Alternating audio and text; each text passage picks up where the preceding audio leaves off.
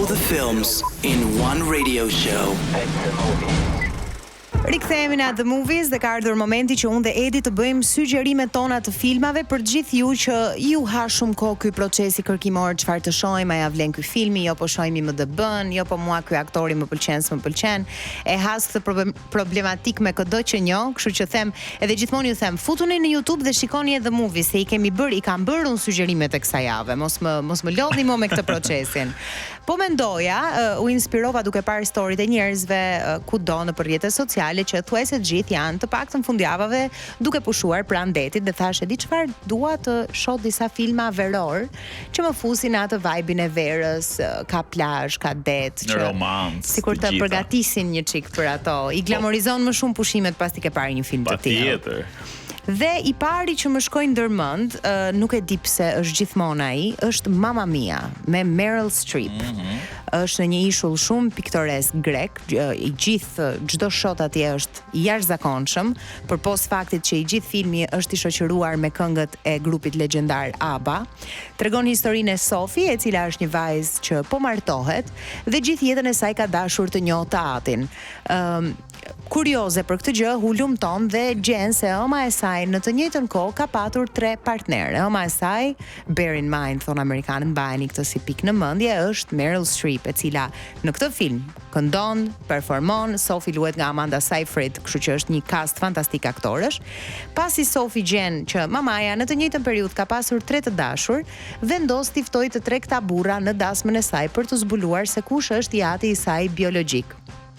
Shumë i bukur, këngët janë të lidhura sikur janë të shkruara për filmin, jo sikur janë këngët e ABBA. Dhe Mamma Mia ka qenë një ndër promotorët kryesor të turizmit grek në periudhat që filmi ka qenë premier. Pa fund, destinacionet dhe ishujt grek ku janë bërë xhirimet patën një rritje shumë të lartë të turistëve pas publikimit të këtyre. Kinematografia faktikisht luan një rol të jashtëzakonshëm në turizëm. Unë e shoh të gjithë amerikanët njohin Italinë, njohin Greqin, pra janë të limituar në njohjen e vendeve europiane.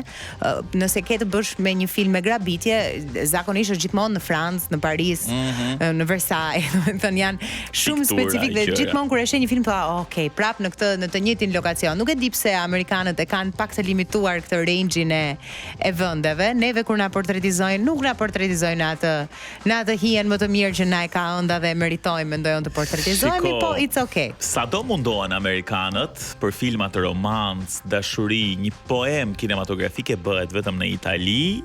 Mendon vërtet këtë? Po, Europa. Jam një fan se Italisë më vjen keq. Jo, Europa unë mendoj në tërësi, po që Italia është kryevepra e filmave romantik, po Europa në tërësi për romans nuk ka të krahasuar me Amerikën. Sado që janë ato historitë e New Yorkut e tjerë, po kur ti dëgjon që është vendosur historia në Amalfi, në Positano, në diku tjetër. Është parashikueshme, Edi, është parashikueshme. Nuk e di, unë vetëm për imazhet më qetësoj, nuk dua t'ia di fare për New York. Unë mjafton të shoh një bregdet, një rrugë, një shkëmb, një lagje me shtëpi me ngjyra, diçka të tillë dhe më qetëson. Unë dua një romancë në Londër në shi.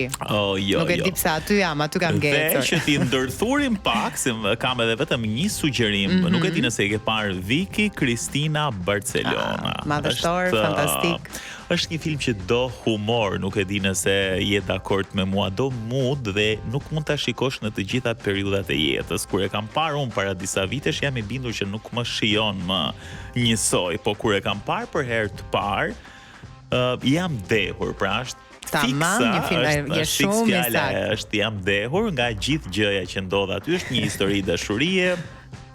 Është Barcelona, ka verë, ka dashuri, ka pasion, është Penelope Cruz, Scarlett Johansson. I ka të gjitha, nuk po flasim më shumë, po më besoni që duhet jeni në një se di, në një humor shumë të mirë me veten, në një dëshirë për të eksploruar, aty do ta gjeni veten. Të dëshira për eksplorim, për ju që jeni fansa të kinematografisë, mendoj që një nga çiftet më të bukura dhe fantastike është Penelope Cruz dhe Javier Bardem. Ka një marrëdhënie me sa dim ne si pjesë publiku, fantastike mes njëri tjetrit. Që dallon pak nga filmat kur edhe kanë marrë. Është kimia reale që dallohet lart shumë. Mirë, një tjetër film veror për mua është 50 takimet e para ose 50 First Dates. Është Po. Adam Sandler, është Drew Barrymore. Adam Sandler takon një vajzë, i pëlqen jashtëzakonisht shumë, fatkeqësisht kjo vajza vuan nga një çrregullim i humbjes së kujtesës. Çdo darkë ajo harron se kush është dhe çfarë ka ndodhur ditën më përpara. Kështu që ai mundohet çdo ditë që ta bëj të bjerë në dashuri me të. Po, shumë e bukur ideja, unë e kam parë me qindra herë këtë film.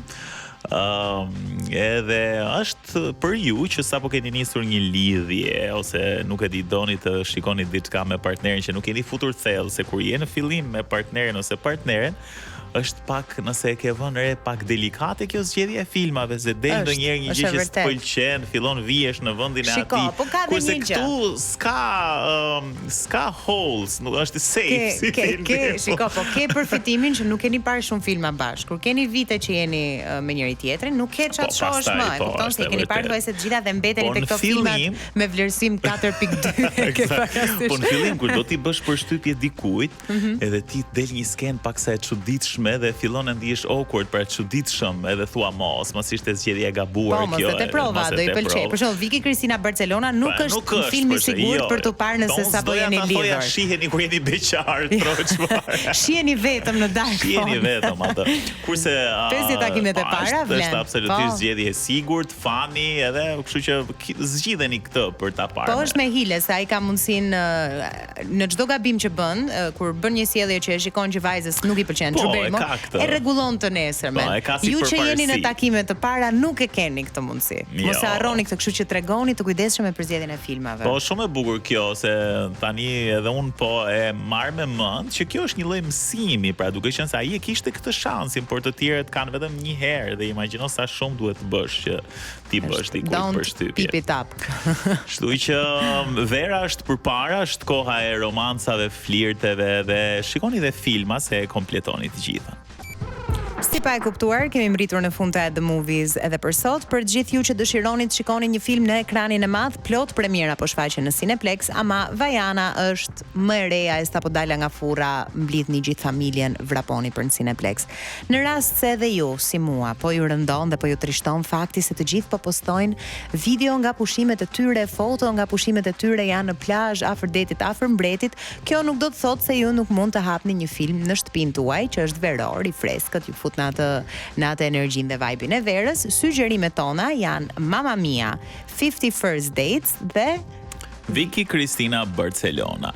Këto janë sugjerimet tona, ndërkohë Cineplex është plot, e vërtet është kjo që ndoshta duke pritur pushimet tuaja të cilat mund të jenë pak javë më tutje, merrni një energji shumë të mirë, atë ngjyrën blu që na shfaqet kudo apo të verdhë. Bashkë do të jemi sërish javën që vjen me filma të tjerë, sugjerime të tjera, deri atëherë kalofshi bukur edhe qëndroni freskët se është goxha vap.